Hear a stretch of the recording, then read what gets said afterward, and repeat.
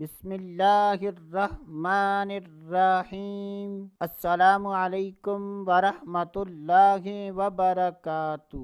آج کی اس ویڈیو میں بات کریں گے یرکان کا روحانی علاج۔ یہ بہت ہی مجرب اور آسان عمل ہے۔ اگر کسی کو یرکان ہو، بچہ ہو یا بڑا ہو، مرد ہو یا عورت ہو، تو ایسے افراد اس قرآنی وظیفے کو کر لیں۔ اگر خود یہ آیات تلاوت کر سکتے ہیں تو خود کر لیں۔ اگر خود نہیں کر سکتے تو کسی سے تلاوت کروا کر پانی پر دم کروا کے وہ پانی پی لیں تو انشاءاللہ اللہ عز و جل کے فضل و کرم اور اس قرآنی وظیفے کی برکت سے یرکان سے نجات مل جائے گی۔ قرآن پاک کی اس آیت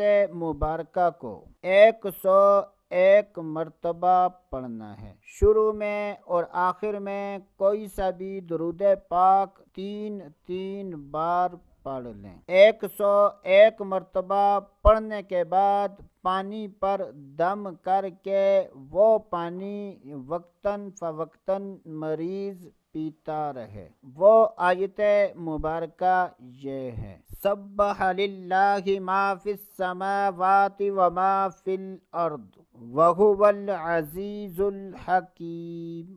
سبح للہ ما فی السماوات وما فی الارض وہو العزیز الحکیم۔ ایک مرتبہ پھر سن لیں: سبح للہ ما فی السماوات وما فی الارض وہو العزیز الحکیم۔